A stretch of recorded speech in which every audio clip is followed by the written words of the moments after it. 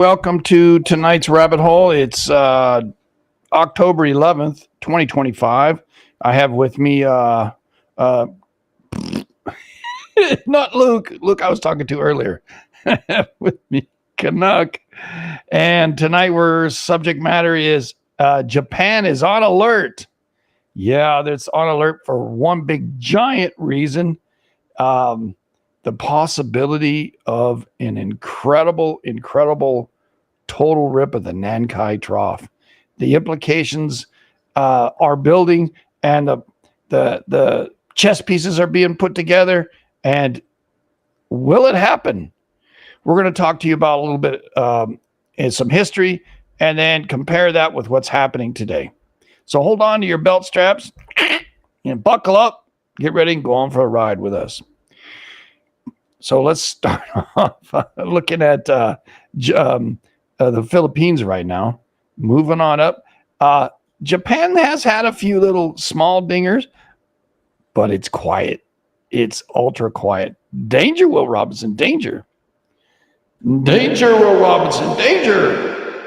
And so what we're going to do is we're going to jump right in on that. So how do you want to get it? Do you have that link that's in hey Ray, how you doing, Ray? Nice to see you out there. Yeah, it's the Japan Times article from the other day. It's not really long. All right, let me see. Just do a search, it'll come out. Japan Times article on there. Nankai Trough. Yeah, Nankai Trough. Burp, burp, burp. Revises its 30-year. Oh my God, yeah, that's brand new. Yeah. Japan revises its 30-year probability rate of the Nankai megaquake trough. Yeah. A newspaper headlines in Japan about possible Nankai Trough earthquake. Reported issue Friday, government's earthquake research committee widened the probability range for magnitude 8 to a 9 occurring off the country's Pacific coast within the next 30 years from around 80% to 60% to 94.5% or higher. Hey, so really look out. Oh. So, scary, man. A government panel has said that it now thinks huge earthquake will occur along the Nankai Trough with a probability of up to 94.5% or higher within the next 30 years.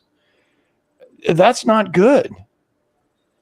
In a report issued Friday, Earthquake Research Committee widened its probable range to 8 to 9 earthquake occurring off the country's Pacific coast from 80%. It's not really the Pacific coast, is it? This is wrong. It's the Philippine plate portion of the Nankai Trough. Yeah, but it's still like the Pacific Ocean. Yeah, it's because there's nothing stopping the water, right? Yeah. So that's why they said Pacific. Okay, an 8 to a 9 earthquake occurring off the country's Pacific coast from around 80%. So it's risen from 80% to 94.5%. Probability of 60% to 94.5 higher in the next 30 years. They are expecting something. Danger, Will Robinson. An actual earthquake is unpredictable and natural phenomenon, said Hirayata, honorary professor at University of Tokyo. We clearly say that when it will happen, we can't clearly say when it'll happen. It may be more than 30 years away, but may come within a year. And I think they're really looking at it hard because of, everything went blank and now it's back. Because of Kamchatka. The 8.8 in Kamchatka. Megaquake have occurred along the Nankai Trough once every 90 to 150 years. The last one's estimated a magnitude 8 happened in 1946. Okay, 100 years would be 2046, and then 90 minus that would be 36. So that's kind of scary, all the way from 36 to 66, somewhere in there. Long-term earthquake risk assessment report also showed that separately calculated 20 to 50% probability range, although it cannot be scientifically determined with which assessment is superior. The panel says the higher chances of Nankai Trough quake should be highlighted to raise local residents' awareness and of an imminent disaster. In March, the government said that its new estimate that of a magnitude 9 earthquake occurs along the trough, up to around 298,000 people would die, and the country's economic losses would be $292 trillion. Wow.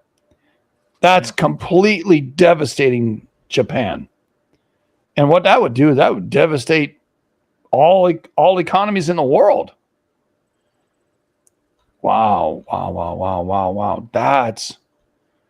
That's from the Japan Times, September 27th. And you can look it up if you like. Yeah. So that's like wow. A Japanese team has detected gradual seafloor caving in the Nankai Trough. That came out the next freaking day. Yeah. That's not good. Because they have monitors out there now all in the trench. Yeah.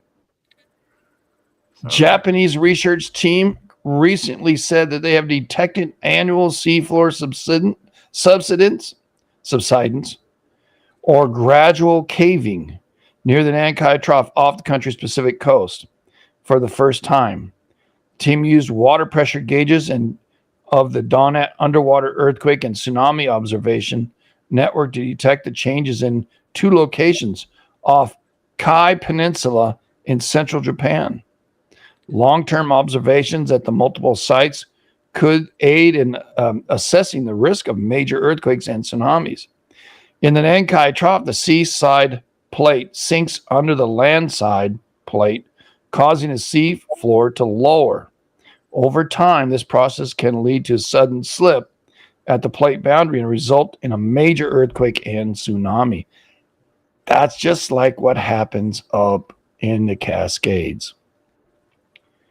For the issuance of tsunami warning, the Meteorological Agency uses Donat water pressure gauges and translates increases in water pressure from the tsunami into height measurements. While subsidence can be detected through the water pressure changes, slight variations equivalent to a few centimeters per year had previously been indistinguishable from mechanical errors. The team, led by Machida, a researcher in the Japan Agency for Marine Earth Science, has developed a mobile high-precision water pressure calibration device. They installed the device near the water pressure gauge at 2 locations off the Kai Peninsula using laser measurements to assess minute height differences and comparing water pressure every 6 months to a year.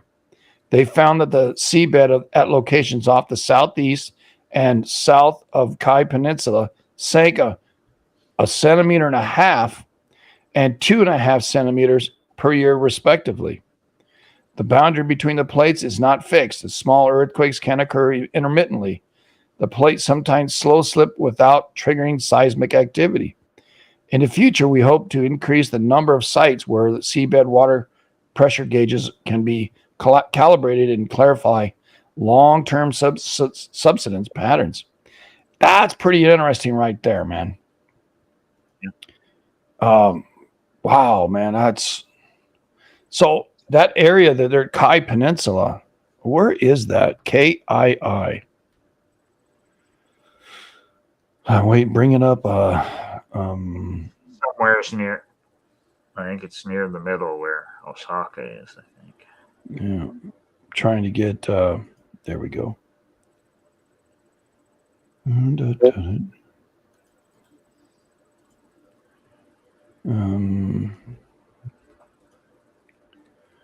Yeah, me go right here. Close that. Because Osaka's been wrecked many times by the... Right? I mean, how many times do we talk about Japan always going off, man? By the Nankai Trough megaquakes. And Tokyo, too, but... Yeah, Edo, yeah. Depending on how big it is and which segments are going off. Because they divide it into 5 segments, and then they have A, B, C, D, E. And then some of the new studies say there's an F segment, which is closer to Tokyo, too. Yeah. But most of the current stuff just gives the 5 segments. Let's see if and I can't get you. Like what segments went off in each quake. All right, I see it. So the Kai Peninsula is right in the middle. See if I can get you all to see this. All right, so close this. Bring this over here. All right. Kai Peninsula is this peninsula right here. So this is A, this is B, this is C, this is D, this is E, this is F. So they have all these. This yellow line is the Nankai Trough. Yeah, so they divide it into segments. And Yeah. 80 to F from bottom. Correct. And this little line here over this peninsula right here is because they were shocked that this went as well, I think in 46. But this is peninsula. So out here, they have the 2 sensors, and they plan to put them all through here. But the water pressure gauges and the satellite measuring the depth, dropping 1.5 centimeters to 2 centimeters. Not just sliding, but dropping the depth here, getting deeper, going underneath the land, lifting the land up. Hence, that's what the volcano arc's all about. I don't have them up through here yet, but you can see all these are volcanoes. Mount Fuji's right here. The plate boundary, and you can see right here, I have a date of this particular event being an earthquake in 1953, a 7.9 out here. So the area is known to have very, very, very large quakes. Up here was the 9 that took place. I don't know, was it 23 or is it 21? 2011, the 9. Yeah. The 9 was 2011. Okay. There Yeah, was wasn't there a 7 or an 8 on New Year's Day? What was that one? That was the backside. Yeah, that's the one that was up here. Yeah. Yeah. I don't remember the size of that earthquake, but this is the Nankai Trough. This is our subject tonight. Why is this so important? Because there's a lot of people that live here, and they're expected 250,000 people to die.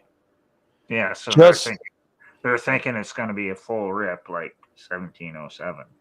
But we're going to talk about each one from 1707 up. Sure. So do you want to go to the Gia on that, or what do you want to go to? What I'm going to do first is just read about 1707. Okay, go ahead. So it's just a short little thing. I did the Google AI search on it, so it gave me like a short little summary of what happened. Yeah. So the 1707 Hoei earthquake was a massive megathrust earthquake in Japan's Nankai Trough, estimated at magnitude 8.6 or 8.7. It caused widespread damage across southwestern Japan, a large tsunami, and may have triggered the last eruption of Mount Fuji 49 days later. It ruptured all segments of the Nankai megathrust simultaneously, a unique event in known history. And then it gives the key details of the earthquake. Date was October 28th, 1707, so same time as year as now. Location, Nankai Trough, a subduction zone off the southern coast of Japan. Estimated magnitude to be around 8.6 or 8.7. Impact caused moderate to severe damage in southwestern Honshu, Shikoku, and southeastern Kyushu. Triggered a destructive tsunami, caused over 5,000 casualties. May have triggered the last eruption of Mount Fuji 49 days later. Significance: it was the largest earthquake in Japanese history until it was surpassed by the 2011 Tohoku earthquake. Wow.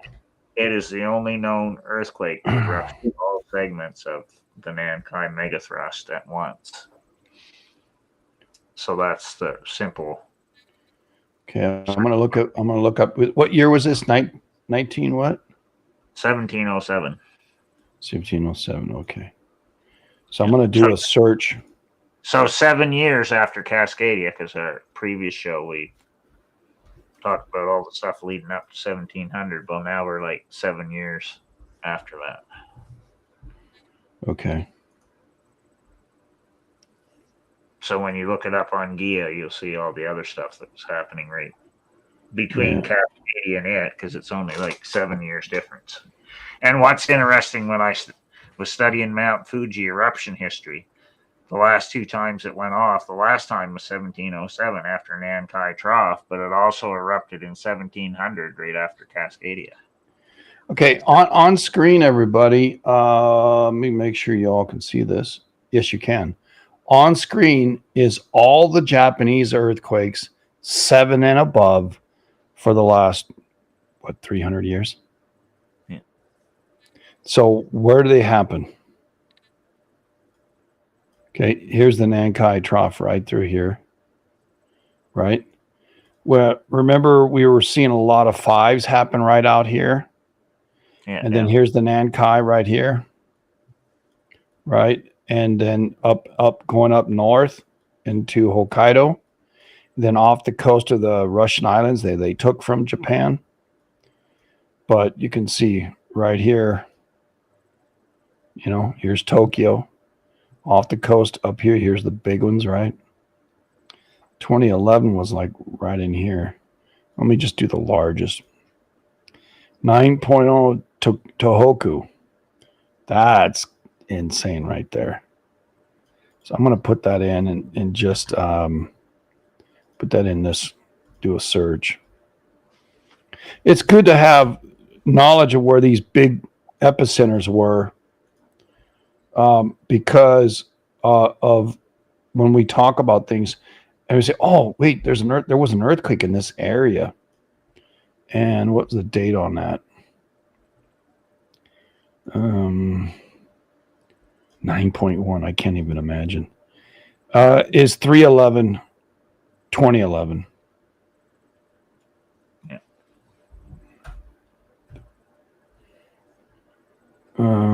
What did I say? 3/11, 2011? Yeah. 3/11, 2011. And it was a 9.1. In the description. Done. All right, so that we have that one. And the other 7.9 was in 53 out here. Here's an 8 as Kurils. They call that Russian. That 53 date is 1 year after Kamchatka went big in 52. 1933 was an 8.4. Wow. Did you know that one? Yeah, because it was right around the same time as Long Beach. Long Beach, yeah. Excuse me. It's, when you think about it, it's opposite sides of the plate. Yeah, that's what it piques my interest. 8.4. Wow. Mount Fuji's at the triple junction there, so it's Right. kind of odd the last 2 times it erupted were when there was megaquakes. Well, I think there might be related, right? 1933. I don't know what's the date on it though. 3/2. All right, so March 3rd, March 2nd, 3/2. 1933. Dated Long Beach. I think it was at the start of the year too. I think. Yeah, it was early in the year. Yeah. So around that time, or just a little bit before, I can't remember. Right. Sea of Okhotsk. And then we have the Kuril Islands. Russia again. See, Russia stole these islands from Japan. Here's one. 8.3 in 1946. Yeah, that's one of the Nankai Trough ones. Yeah. That's kind of what our subject. I didn't want to get bogged down by all the dates. It's the last 4 times it's gone off. The Nankai Trough is 1707. 1854, it did double eights. Wow. 44, it did an 8, and then it did another 8 in 46. So sometimes if it doesn't do a full rip like what it did in 1707, it one or a couple segments go, and then other ones respond to it, so it does double eights. Yeah, that's the struggle I have with something called a full rip. I really do. I struggle with that idea, but it's not saying that they don't happen. It's just 1968, 8.2. Like if you read the newer studies on it, they say like one of the 1854 quakes, because there was a double, like a couple of a day apart. One of them was it. They think the epicenter was the same place as where 1946 was. Oh. Yeah, if you read like the newer studies, some of the ones there I just found today, so that are like from 2022, because they're doing like ones on them all the time and comparing all the old. Well, it's kind of what we do, right? Yeah, and figuring out where they were based upon the information from they have from back then. Like it goes back way farther, but for our purposes tonight, we're only going to do 1707, 1854, 4 and 46. We've talked about 46 a little bit before, but by the time we go through this tonight, you're going to have a pretty good idea like how it's working.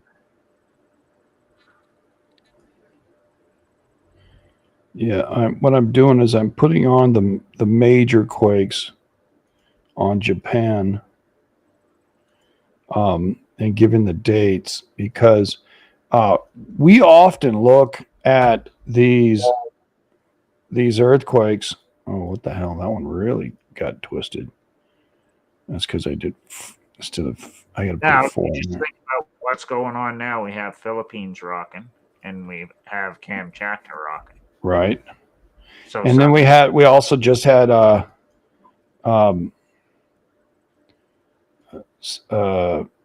Sandwich Islands just popped. Yeah. If Chile pops, look out Japan. I think Japan and Chile are interrelated. 9/25/2003. God bless.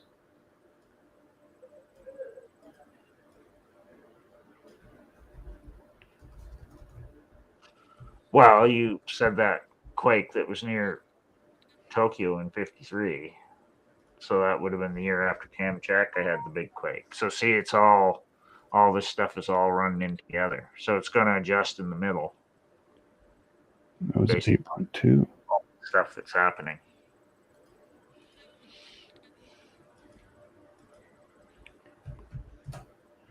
I can't imagine an 8.2, 8.4, or 9. I mean, we saw the damage of the 2011, mega quake in Japan. It just, Japan in that north really gets big 8s. Here's another one, 1944. This is in our. That's the other year that it. Yeah, big 8.1. Yeah. And 44 and 46. Yeah. So do you think they believe that because those two happened on 2 years apart that it wasn't a full rip? No, they know it was the different segments. So it kind of did like in 1854, the two big quakes were only like a day or so apart. But now they say that 44 and 46, it was 2 years apart, but it was like one segment responding to the other. So that's what they say. So they say really 44 and 46 are like a doublet. That's what they call it. Mm. So when it doesn't do the full rip, then it does doubles, double eights, with Okay. a few segments go, and then in a certain period of time, the other segments go, like in response to it. But they don't think it's had a full rip since 1707. Well, you have 1941 as well. There's an 8 right there in a Nankai. Did you know that one? No, I don't remember what that one was. Yeah, in 1941, right in the Nankai. It was an 8.1. So it was down near the bottom. Yeah, the bottom sector. And 35 kilometers depth and 8.0. Sorry, 8.0. That's where we had the sevens 1118. down at that bottom section the last couple of years, which is why they put the megaquake warning up there. So they know that it must go down there at the bottom before it goes big with like sevens. So it must go sevens at the bottom before it goes eights. Yeah. Because that would have been 3 years before 44. And then again in 1923. Yeah, 23 is also when Kamchatka was going off, and you had Hokkaido had a big one, and then you had the biggest quake that hit Tokyo, the Kano earthquake, was all that same year too, all in 23. So in 20, this is the Tokyo one. Yeah, 1923. So it was an 8.0. Yeah, happened on September 1st. Yeah, they call 2023. They call it the Great Kanto earthquake. So that was the one that wrecked Tokyo and burned it down. Because there was a typhoon going by at the same time, and it made it all windy at the same time that the quake happened. And when the quake happened, it started fires, and then there was like a big firestorm that basically burned up the whole city of Tokyo in 1923. 23, yeah. So you're going to start seeing all this stuff right now that we're digging into it, like what was happening around those same times. So it's not good when Kamchatka has a big quake. No, you can see on this list that we got going, all the major earthquakes in Japan. Eight's all the sevens. I don't have time to keep putting in those. Yeah, it did 8. It would make. There's a 7.9. That's virtually a friggin' 8. 1931. Jeez. 1931 on November 2nd. 7.9. Yeah, and remember in 32 we had all the craziness over in Mexico. Mm-hmm. So it's all making sense. It's like opposite sides of the Pacific. Yeah, some people call it the ping pong. And then 33, you get into Long Beach again, right? Yep. So you had Mexico going nuts at Klima. It had 8s and an 8 and 2 7s. Yeah, don't like that at all. So when you start looking at all these dates, you can see that it's opposite sides of the Pacific plate are acting up. Now you'd have to go into each one of those years and find out what else it was doing, but my guess is probably Philippines and all those same places were probably. Yeah, right. Well, I mean, I'm sure we're going to see these pop up like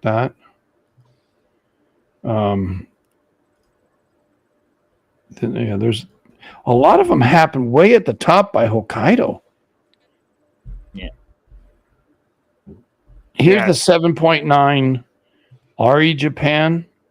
I think this is in 2011. 311. Is that when it happened? 311? Yeah.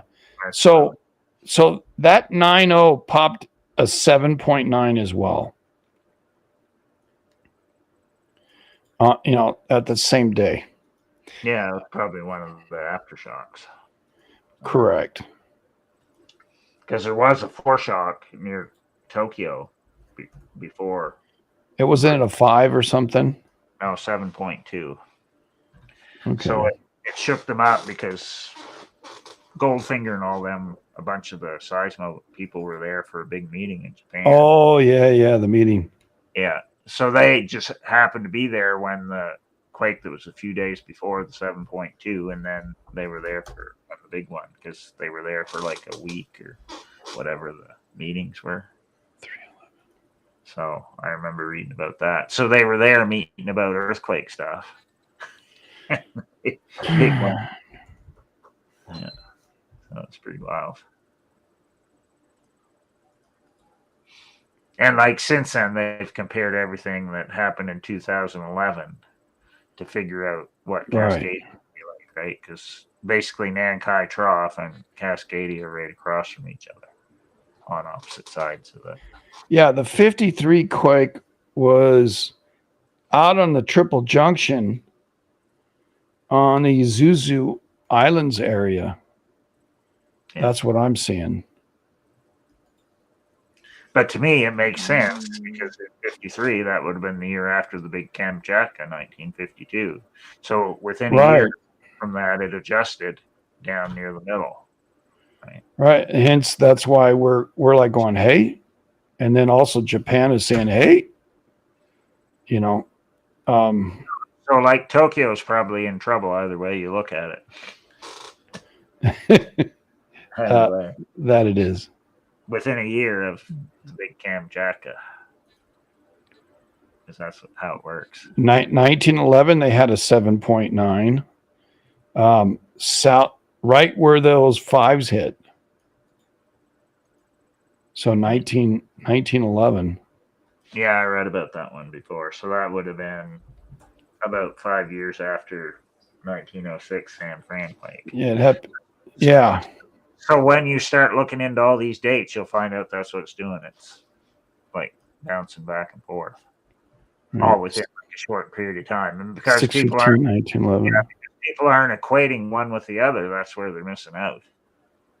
Because they say, oh, well, this one doesn't have anything to do with this one. Well, then why, when you look at the historical stuff, it's like going back and forth. What's the connection? Right. So it's pretty wild stuff. Well, it's because the plates are adjusting on both sides of the Pacific plate. Well, if you want to simplify it. And Tokyo 1923, we already know about that one.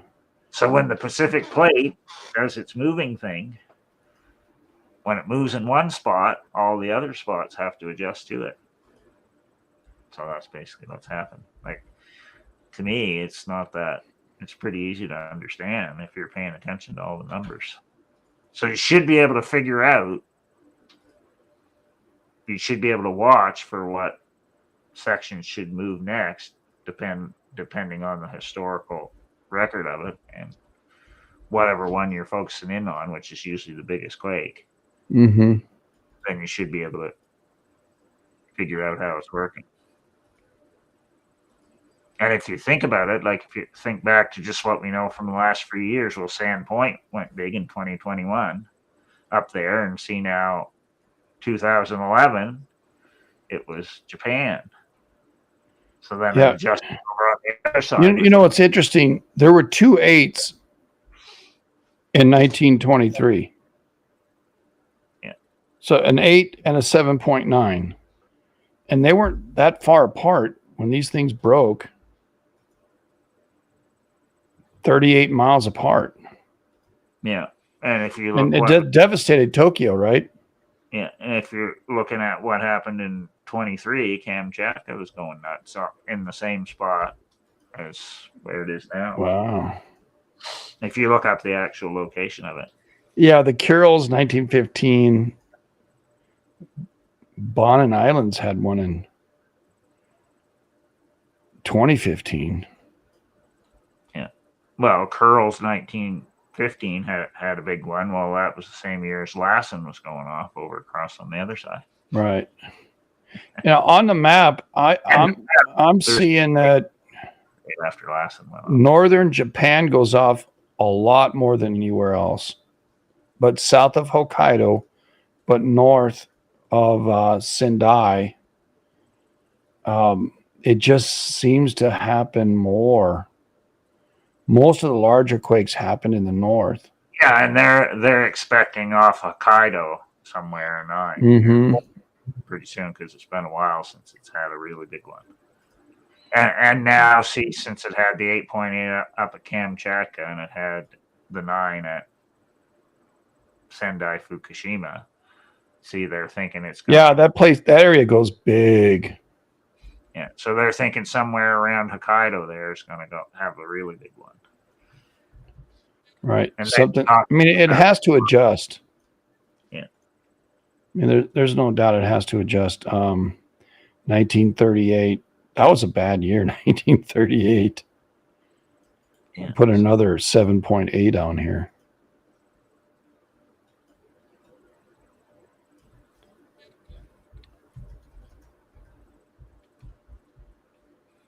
And 1854 is interesting because it's getting into our time period that's close to the big San Andreas quake at Fort Dahone.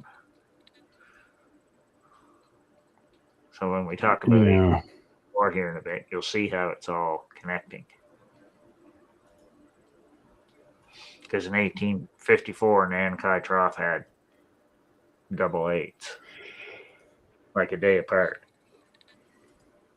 In 1854. Shoot, did I say 1938 already? There's like 3 quakes in 1938. They have a 7.7 here. Yeah.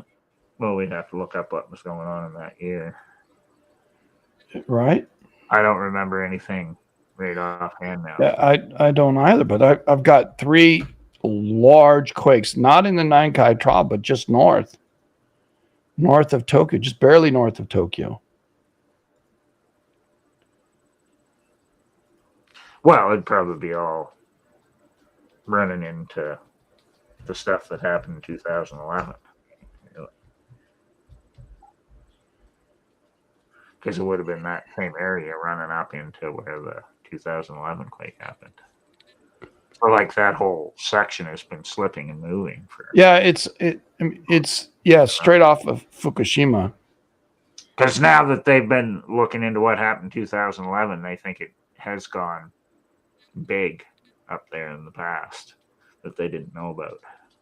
Because they didn't think before 2011 happened that up there could even make 9s. So all their tsunami walls that they had were built for a lower magnitude or a lower tsunami. So they didn't work because they got a 9, so it overwhelmed their tsunami wall, seawall defenses. Well, I just picked up another 7.7 in 1938 in Japan.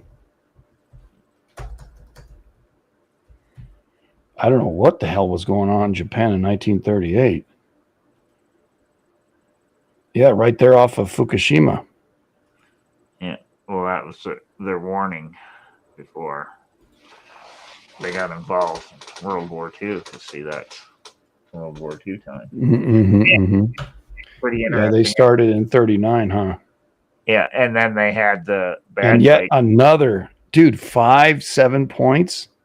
Yeah, and then they had the bad quake 44 and 46, which was the end of World War II.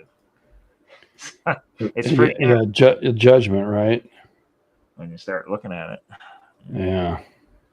So they surrendered in 45, right? So they got whacked in 44 and then whacked in 46. So it was the U.S. problem in 46. since they surrendered. U.S. took over Japan, which, based upon the history of Japan, that's pretty. If it is part of North America, well, I mean, the Japanese should have always been our friends if they're actually North Americans. Which is kind of funny because that's how it is now, right? Yeah, to some degree. North coast of Papua, Indonesia. Class moderate. Magnitude 5.1. Depth Some 10 more kilometers. 9 Papua. minutes ago. Samoa. Papua. Yeah. That's probably on the southern side of what's going on. Yeah, I see Jaya Papua. All right, I'll watch the propagation on that one. This 1938 thing, dude, is scary. I did all the way to 7.7. Let me see how many 1938s I have. I've got a 7.7, a 7.8, a 7.7, a 7.8, and 1, 2, 3, 4.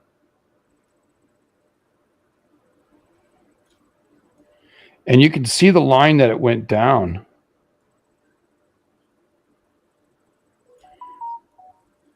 $23. Yeah, it's probably all stuff that was leading into the 9. That's probably what they would say if you started investigating it, because it's all like, yeah, it's slipping to get to the spot where it made the 9, even though that was like 100. Well, there's this funky looking little ridge that looks like it went along that little ridge. And in 2011, the one of the 8s is off that ridge. Yeah.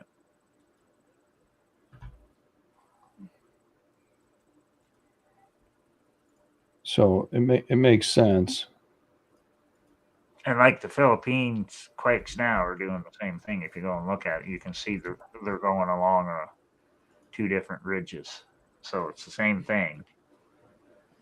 So they will slip at smaller sizes before they go to the big one, whatever that is, an 8 whatever or 9 or. Which is why they're worried in the Philippines, because they've had all those big quakes just recently, like all in the same region or whatever. So now they're worried that it may make a really big one. So 8 plus. So we'll see. But if you look at that liniment line, you can see it's still active and it's being pumped. When you look at it on the USGS map, you can see that it's Drake Passage, South Sandwich going all the way up through. And there probably will be big quakes, Vanuatu and Tonga, Fiji. Yeah, I wouldn't be a bit surprised if Kamchatka was going off in 23. Or 38, I mean 38. Well, I don't know about 38. I wouldn't be a bit surprised. Unless it or Philippines.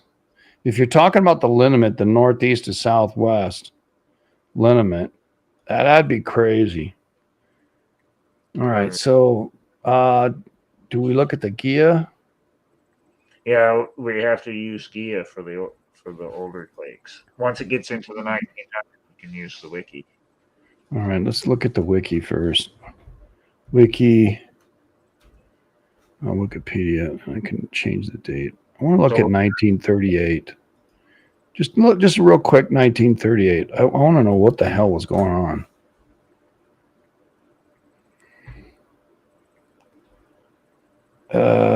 Bandasi had an 8.5. Alaska had an 8.2. Honshu had a 7.8. New Guinea had a 7.7. Dutch East Indies, that's Indonesia, 7.7. Then 1, 2, 3, 4, 5, 6 Japan quakes, all larger than 7.5. So 6 quakes happened in 1923 in Japan. Yeah, there's a Taiwan 7.2. That's on that liniment. Philippines, yeah, 7.1. Scotia Sea, uh-oh. Yeah, Scotia Sea is Yeah, right Sandwich there. Islands. Yeah, Colombia, 7.0. Burma, 7.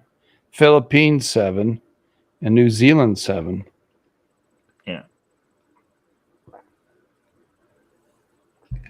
Because Yeah, when I've looked up the big quakes in Japan before, Myanmar, Burma is always acting up with 7s or higher. And you get Philippines and you get Indo, PNG, all those same places are always acting up before it happens. But it makes sense because it's how the plate is. So it's acting up on all sides before Japan really gets pounded. And that's exactly what it's doing right now. And like if you look at all the plates and study the plates, you can see that where it's hitting, it's like moving all the plates towards Japan for it to do a big adjustment. So it just depends on where the biggest one is. So it'll be like Kamchatka or Hokkaido or Nankai Trough or whatever. So eventually Japan has to catch up to all the other plates that are moving around. That's basically what it is. Well, it's the same thing over on the other side, on the North America, South America side. So if it moves a whole bunch on one side, it's going to have to adjust on the opposite side. That's just how it works. Now, sometimes you'll get our side, the Western North America and Western South America go first, and then Japan adjusts. But other times it'll be Japan first and then us. But it doesn't matter. It's the same thing, right? It's responding to whatever the biggest movement is on opposite sides. So it's pretty interesting when you start looking at it. When you go for like a global view instead of just your own region. Mm-hmm. And the more we do this, you see the dates all matching up, and then you see it over and over and over. Well, Right, you can watch the flow. right. In Japan, just the year 1938, there was a 7.8, a 7.7, 7.7, 7.7, 7.7, 7.6, and 7.5, all in one year. It began in May in the Ryukyu Islands with in Honshu, a 7.7. Then it went in June, a 7.7 and a 7.5 in the Ryukyu Islands. And you know where the Ryukyu Islands are? That's where Tsunozajima is. And that's where those 5s were at, cluster of 5s hit.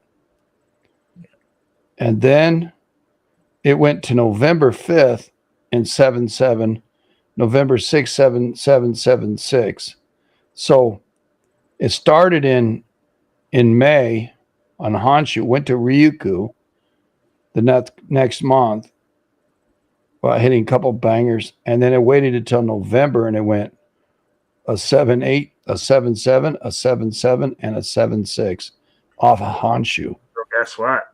That's crazy. I just looked to see what was happening around that same time period. Well, the big earthquake in Chile, another big one, was 1939. So the year after this was happening. So over on the opposite side. Yeah, I didn't remember this one. It says the 1939 Chile earthquake is one. Yeah, Bio, Chile. 30,000 people died, yeah. One of the most destructive ones they had. Turkey had a 7.8 as well. And Izmir, a 6.3. So Peru popped as well, bud. They don't have a size, but it killed a small amount of people. And Japan had a 7. Honshu had a 7 in that year, in May 1st. But the Chile happened January 25th. 4 months later, Japan popped with another 7.0. Yeah. And if you look back at what happened, Kamchatka between 52 and 59, there was big quakes. And then the 1960 Chile one was the year after, which was 9.5. So see, it was acting up on the other side, super crazy. and then it adjusted big time on the other side. And then at 1964, you had the Alaska one. So after all those big quakes on both sides, then Alaska adjusted big afterwards. That's basically what it's doing. So there's the big triangle thing again. Right. It's across the Pacific. Well, people are saying that these aren't connected, but they are, clearly they are, because it's the plates moving. Like, I don't know why this is so. To me, it's the more I do this stuff, it's simple, right? Because if it adjusts, one plate adjusts, it's going to adjust on all the other sides. Like, the bigger it moves, it's going to have to move big. In that same year, 1939, Chile went off twice. Yeah. One in the Bio Chile in January, it had an 8.3. Then Atacama went in April with a 7.4. And like then, from studying the Myanmar quakes, when we did that, we did a study on that, we found out there was a big quake in 1839 that they call the Ava earthquake. It was in the exact same spot as the one we just had there, 7.7, and it was felt all the same way. Well, then 2 years later, 1841, you had a gigantic Kamchatka 9. So see, it's all these things, when one goes big, they all adjust to it. Yeah. In like 2 years' time. In 1939, we had 2 Japanese big quakes. We had 2 Chile big quakes. We also had a Gulf of California 7 in 1939. And Alaska went with a 7.1. Chile went with a 7.3. Costa Rica. In 1839, you had northern San Andreas going in 1838. So see, here it is again. It's back and forth, both sides. Right. So one side. So, well, I guess what we're saying, everybody, is you got to look at this 8.8 that had in Kamchatka, and then the 7 that came after, and several high 6s, and then 1,000 5s. So you should. And you have to understand that 400-mile rip that went over a short period of time, that supposedly moved Kamchatka eastward, more than 2 meters. Over the Pacific plate. Yeah, over the Pacific plate, over 2 meters. The whole bottom half of the Kamchatka moved over 2 meters, and is still moving. And nothing else is going to happen. I'm sorry. We just had a couple of large quakes down in Sandwich Islands, which is opposite, right, of the plate. There's going to be movement. Kamchatka and Drake's Passage and all that area, they're anapodal to each other. Right. And so moving on. You have to look at what else is happening. I see a lot of movement happening from the southern part of the Philippines through Indonesia. And remember, in 21, we had South Sandwich going nuts down there. Mm-hmm. Towards the island. It had an 8, yeah. And then you had Sandpoint. And Sandpoint, Alaska, yep. And it's interesting, in 1939, near islands of Alaska, which is up in Kamchatka, 7.1. That took place. Watched that Trevor video where he was showing how the faults all go back straight again. Yeah. That's far out, dude. Right down the west coast. Well, that's Walker Lane. That's Walker Lane. Walker Lane is what's been moving all that stuff all this time. Going way back millions of years, they say. Yep. About 80 million years or so. And when you have a slab of something come in and smash into it, that's what's bending it. Like bending the land. Because he was showing in that thing saying Yakutat is like India. Yeah, that came in real fast. Yeah, and it broke it in half almost. It made the faults curve. Mm-hmm. So they were all straight. Well, that was a resurrection plate that slammed into it up there. So I heard. Yeah, and, because the and that's what created the Yakutat. Yeah. yeah. So the Yakutat used to be part of Silesia, so it was the top part of Silesia. Mm-hmm. Which then is and then it got following. Yeah. moved all the way up there by all those faults. So once I've seen that, basically Walker Lane is now Tintina to South Sandwich, and then the outer edge is basically Kodiak Island to Drake Passage. And that's basically how it works. So actually Walker Lane is way farther inland than what we think, which makes sense because that's now it lines up with Salt Lake City, right? Well, again, having it that moving So all that stuff down. So I don't know if it goes as far as Rocky Mountain Trench. Maybe it does. I think it's part of it, bud. If it's been moving all that stuff up. Hey, all that stuff was in Southern California. It's some 1,800 miles south. Yeah. So, but to me, that makes sense anyway, because if Pangea was way south, it had to get north somehow. So there's probably a bunch of lineaments that are moving it up. And then they talk about well, it's not one fault, it's all of them. Well, they talk about that, 120 to 90 million years ago, there was some volcanoes. The Sierra Nevadas were going off, creating, magmas, all that, due to a eastern slab or eastern subduction zone, and then a western subduction zone changed up. All that's the Cascades today. All the Cascades were way south, and then they went north. So it's like, hey, that is the San Andreas moving north following the Mendocino, or is the subduction zone of Juan de Fuca disappearing?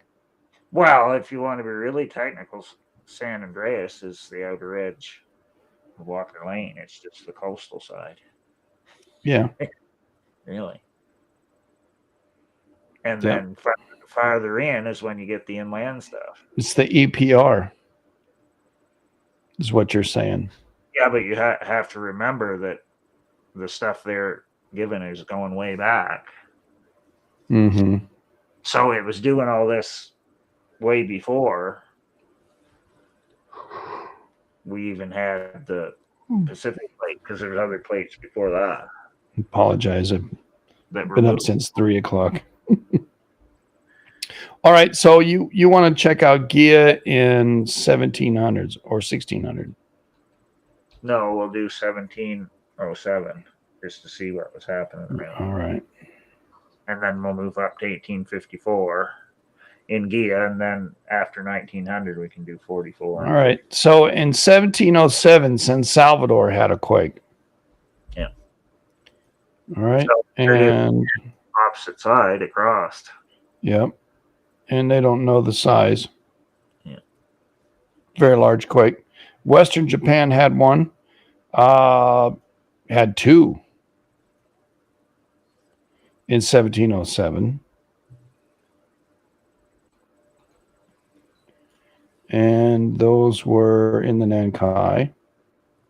Actually, one was north near Tokyo. That is 7 there. And then south. Called it Edo back then, so it's listed. Yeah, 8.4 to 8.4. I remember thinking it adjusted after the Nankai Trough, which often happens with Tokyo.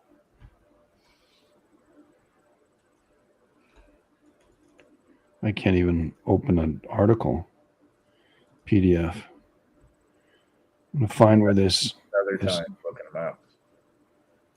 Yeah. Okay, continue. Let me see. It is well known that observed region in Japan, large earthquake, a rare phenomenon which take place intervals of more than 100 years.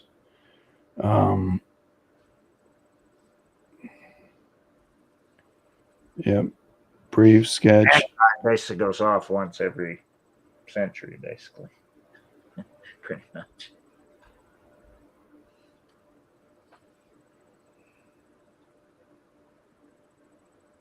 Yeah.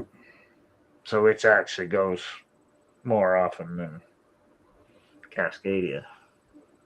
Even though they're very similar, if you start studying them, it's just that they're orientated opposite ways. But like if you go and read the studies on them, and even like how the methane comes up, it's almost identical to how it works at Cascadia. It's just that they're at opposite angles. 1878 August, there was a volcano going off. February 22, 1880, earthquake of 5.9 thereabouts. 1891, October 28, was an 8. Wow.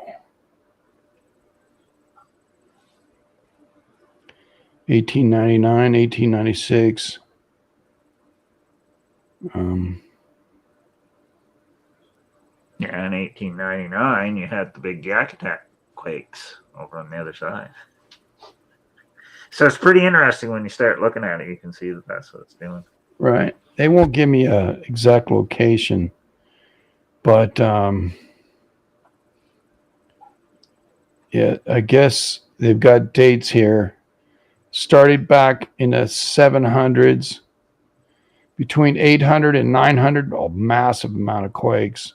There also was a San Jacinto quake in 1899 too. So the western. Yeah, it appears that 1700 to 1800, a really lot of earthquakes happened in Japan, and they've got from all the way to 1900 here. So it looks like it's increasing the frequency, and I can put that on a link for you.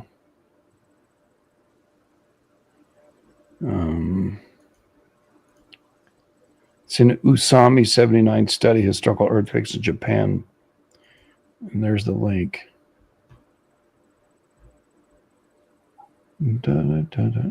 I want to share this with the group. That's why I want to pull this. That way everybody has it.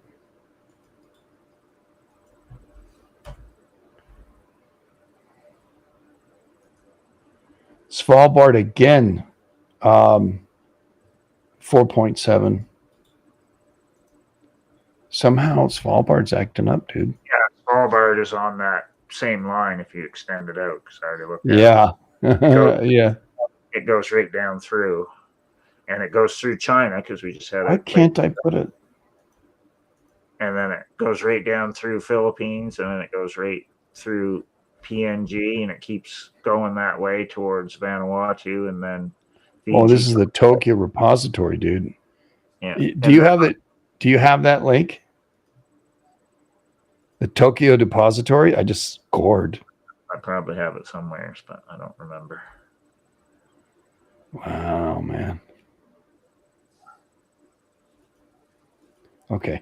I don't want to get caught up in that. Because you get all folks on all the Tokyo quakes, and you get really lost. Papua just had a 5.0 as well. So, so back to what we were looking at on the GIA. Yeah, there we go. I want to do 1707 in that time period first. Okay, in that time period, there's 3 quakes. Wait a minute. 1704 was in the north. And I believe 1713 was the last time Alpine Fault went off. So that would have been within 6 years of Qingdao. But that makes sense because it's adjusting on all sides within so many years. Peru, 1715. Michoacan, 1711. Camasagua, where the hell is it? 1710, Indonesia. All right, so we have Honduras and hey, there's Honduras again. 1711. Mutual Khan, 1711. Indonesia, 1710, 1709. But 1712, what's this? Oh, that's down there. All right, so it's all Central America was going crazy between 11 and 15. Peru. Yeah. That's in the armpit. Peru in 1716. Well, if you think about it, it's all a carryover from 1700, right? Really? Yeah, you have Sendai, Japan in 1717.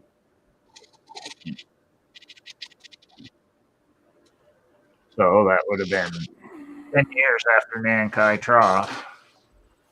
Then it adjusted big time at Sendai, which makes sense. 8.4. So this is why I don't understand why they were thinking that up there couldn't go really big, because it has been really big. Well, no, it's not Nankai. This is up on the northern island, north of Fukushima, where the big one hit. This is 1717, a 7.5. So basically, probably every 300 years it goes really big. There. I haven't seen anything that said that, but that's probably what it's doing. So probably up there, Hoku is probably about the same as Cascadia for like its recurrence rate. I don't know, man. Japan goes off major, man. It's but for some reason Nankai Trough goes off way more than Cascadia. Yeah, and it is the angle. Like if I were to put on a screen here. Let me see if this goes. The latest data on Cascadia, it goes off every 243. So they're talking about 8s. Every 243 years. That's what its recurrent rate was. Crap. All right. And there's a blue chart for that updated. It used to be on Surviving Cascadia. It's not there now. I don't know where they put it to. But it's based upon the Oregon Live one that we watched that's older, because it's from like 2010, 2003. Mm-hmm. It's got the updated numbers on. Because the Oregon Live one was blue, or no, red color on the chart for the 10,000 years of Cascadia. And then they updated it, or somebody did, and it was on the Surviving Cascadia site. It's not on there now. They put it in blue instead of the red with the big table chart thing. So I don't know, maybe they're updating again based upon all this new 2025 data, so they took it off. So well, I got it on screen now. Nankai is shaped like this. It's a left hand. I don't know if that's concave. The Cascades are the opposite way. Yeah. And the world's on a 22-degree tilt. So what's really difficult when we look at maps, that's not the angle of the Earth. So using let me shut that one off.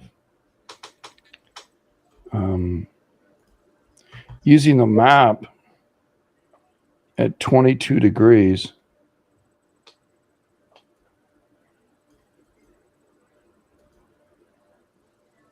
tilt,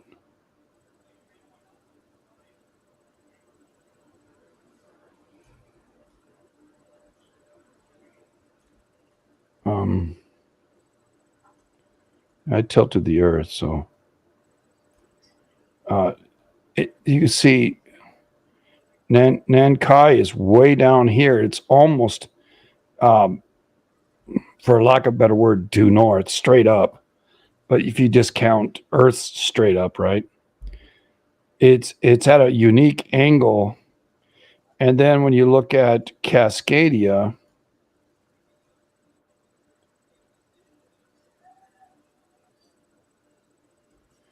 it too is at a unique angle, and it's all relative to the action and emotion of the plate and the tilt of the Earth. So when we look at maps like this one here, right, that's not the angle of the Earth. So it's really hard to say, well, this doesn't look too steep. It's actually virtually straight across on a flat map. And Cascades is, tilted to the right more. Well, I say Sagami Trough, just below Tokyo, is actually Mendocino. And if you keep going around, it runs into all those same. Yeah, places. I drew. Here's the Mendocino line right here, right? That's the break in the plate, and what it does is it severs the imperial from the Hawaiian chain. Okay, then if you look beyond it, there's no real connection to this sector right here. Following these lines, maybe. But if I put the view grid lines on, the top of, basically Tokyo is on the 35 north. And if you follow that all the way around, right? 35 north, guess where you come out? San Luis Obispo.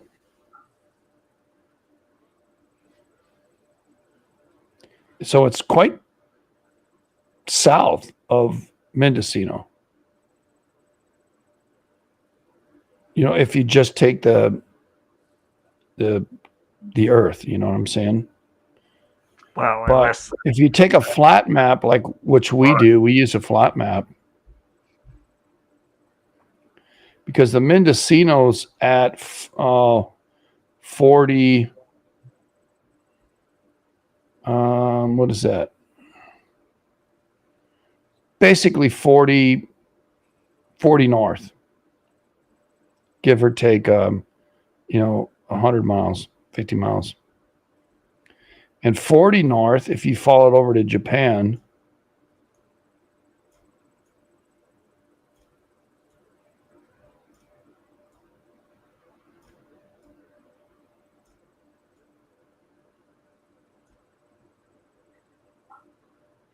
is right up here in the northern Japan, and it's north of Fukushima. Here's 40 north. So it's like right in here. That's where the actual degree is. But the crack that Mendocino has goes and it splits right where the imperial chain and the Hawaiian chain come together. Well, I think that's pretty odd. I don't know if it's related though. But when you look on a flat map like we do, we say it's probably on the lineament, the east-west lineament. Tokyo is Mendocino, east-west lineament. You can see the crack of the Mendocino right here, this yellow line. And then it splits. It's uncanny how it splits the imperial chain and the Japanese chain. The Hawaiian chain. Something happened, But if you follow the 40 north all the way around, yeah, you're hitting northern Japan. 35 north hits right where Tokyo is. and Tokyo goes all the way to San Luis Obispo, or basically to Garlock. Yeah, it hits Garlock. That's interesting. If Garlock is Tokyo, That would make sense. What happened 1854 and 1857 because it's on the same thing. yeah, that's pretty interesting. Wow. 1872. Was there anything in Japan in 1870s? I don't know. I don't know. Let me look it up. You Yeah. have to look on Gia to see what was happening around that time.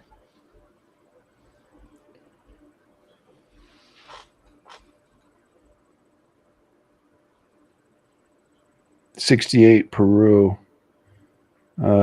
68 US. I don't know where. Well, don't tell me. Yeah, 1868 was It's Cascade. Hayward Fault. Oh, Hayward Fault. Yeah. To see, Hayward Fault went off 4 years before Owens Valley and North Cascades. So there's another triangle. We have Philippines, 1869. China, Mexico, 1870. Canada, 1870. Yeah, that was, I think, That's over by you. Yeah, yeah. part of a seismic zone quakes. Hawaii, Lanai, 1871. Indonesia, 1871. So you have to look and see what Panama, the 1871. volcanoes were doing in Hawaii in 1870. Panama, 1870. Chile, 1871. Philippines, 1871. Philippines went off pretty good. 1, 2, 3 of them. And we have Chile, Panama, I don't know where, India. No. Sumatra. Panama went off twice. Philippines went off 3 times. 72 was Japan, west side of the prefecture. Hey, let me see the size of this one. It's the backside of the Nankai. It's a 7. Yeah, 7.1. just like what we had last year. And that happened right before, like a week before Owens Valley. Yeah. But see, Owens Valley, Garlock are pretty close, really. Yeah. And they've got 2 quakes there. Owens Valley 7.6 to 7.4, 7.5, and 6.8, 6.5. So let me see what. That's just a little bit north of 35. I don't know, where's that Japanese one? Some prefecture. All right, let me look at that. In the chat's talking about comments forms. There's actually a site you can go to get that. I don't know what it is. Stefan Burns shows it all the time. So he shows like where the comets are in relation to the sun and the planets and all that stuff. There's an actual it depends on the year. Yeah, and you can go way back in time and see where all the comets were at whatever time. Because what he's thinking now, like what he's been saying lately, is because there's so many comets that are all coming in and interacting with the sun, it's messing with everything and enhancing it. Because the sun is responding to these interstellar objects coming in, and then 35 north. Yeah, depending on what it does, it's affecting all the other planets, and then you get into planetary alignments and all the other things. So there's all sorts of stuff going Dude, 35 north, where this quake happened in 1872 in Japan, and Owens Valley are on the same. Are they on the same? Well, Turkey had a big quake in 1872 as well. So there's lots going on back then. And there's 35 north. a gigantic geomagnetic storm, February 1872. So right before all this crazy stuff started happening. And they noticed it the most over in Asia. So we haven't talked about all the other things tying into it. We're just looking at how the quakes are bouncing back and forth, but you could add all that. Garlock is basically Garlock and Neenak is 35 north. So this quake that happened in Japan, the 7.1, happened there. And then we have a rip all the way up and down the Owens Valley. That's pretty close. Which is pretty close to Garlock. Well, you could say the same thing about Mm-hmm. Well, Ridgecrest was in 2019. Was there a Japanese quake in 2019? I don't know. You'd have to go look. Yeah, they probably say it was an aftershock to 2011. That's what you say. Right? But I'm looking. if you start figuring in the limit lines, that's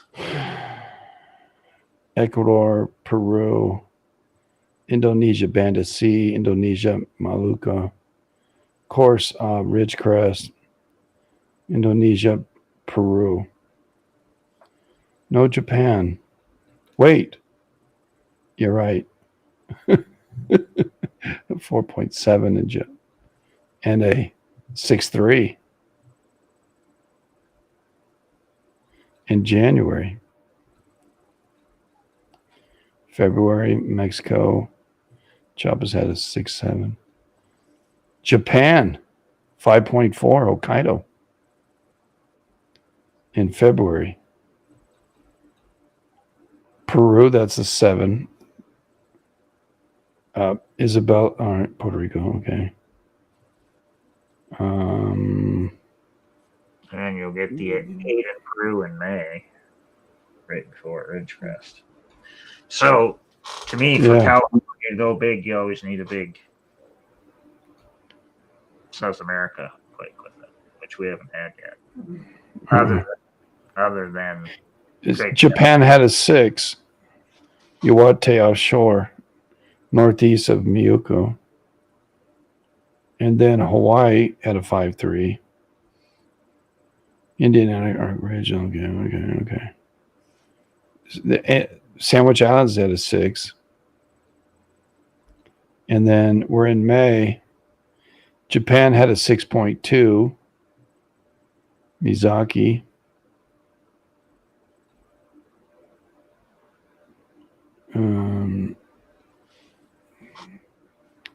The Aleutians. Peru had the 8. El Salvador 6.6. Japan in June had a 4. So Japan was popping. Pretty good quakes. Not anything huge. Before Ridgecrest, this is, everybody. There's another, a 6.4. Wow, how many damn quakes?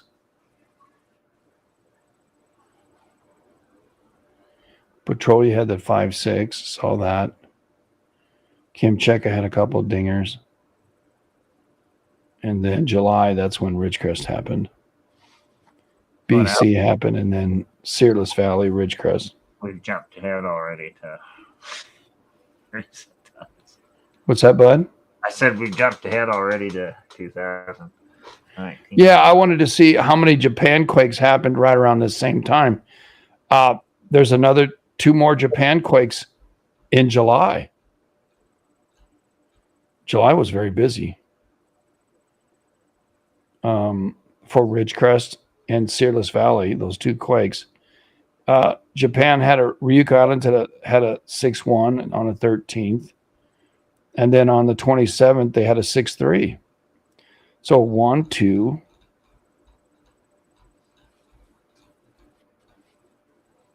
3, 4, 5, 6,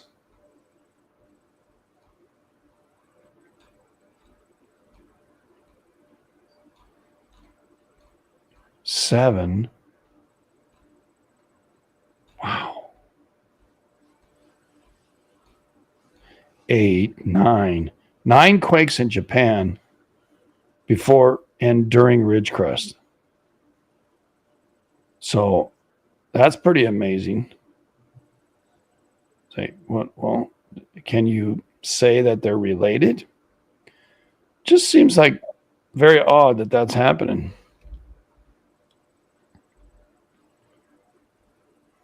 Pretty damn odd. That's what I gotta say. That was 2019. But 1872, can you make that conclusion? Mexico had a quake in 1872 as well. Oaxaca. Yeah, the big one in Mexico that year was right after, the day after. Mhm.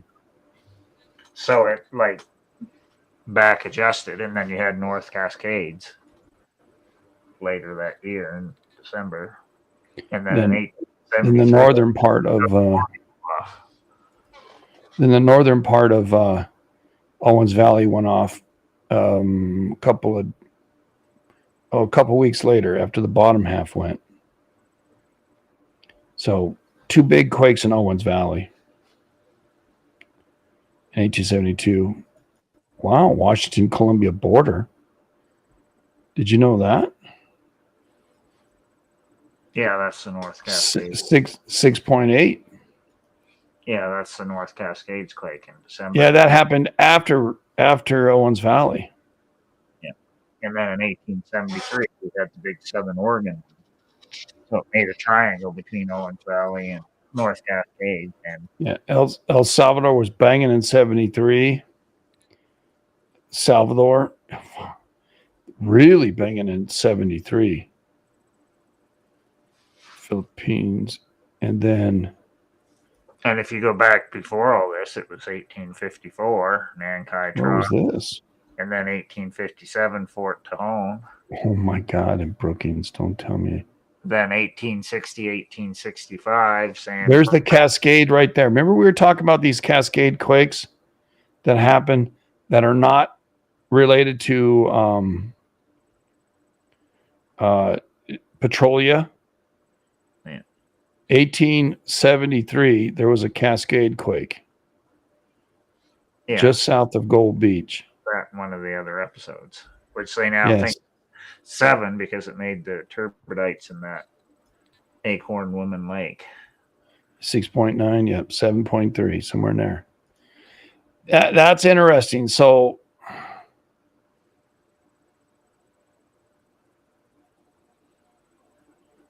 Guerrero, what else a year after?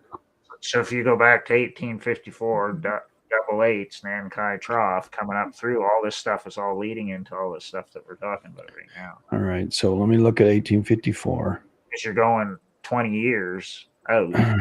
Right. So 52 was a Yellow Sea. And see, Fort Tejon is within like 2 years of Nankai Trough, double eights.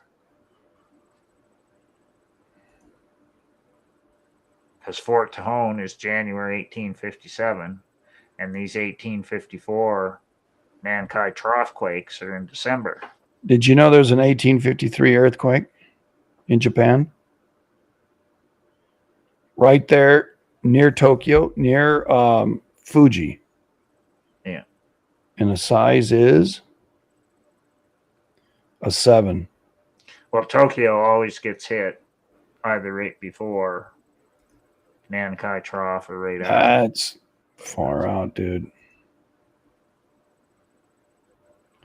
So that whole area is adjusted to the big ones at Nankai Trough. Right. Look at it.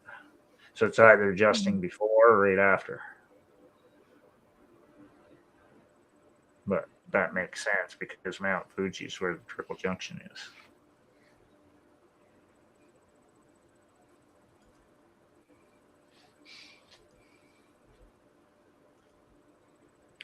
Yeah. See, what we did before and what we've done in the past is primarily stay on one side of the plate And now we're venturing from one side to the other and looking for an interrelationship of the plate.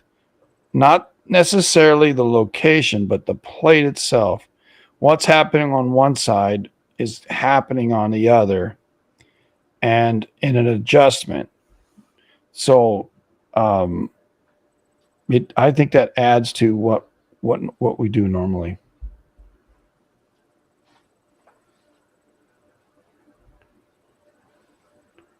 What was he saying that he's correct? Greenland Sea again, 4.8. Dude, we're going to get something huge on the West Coast.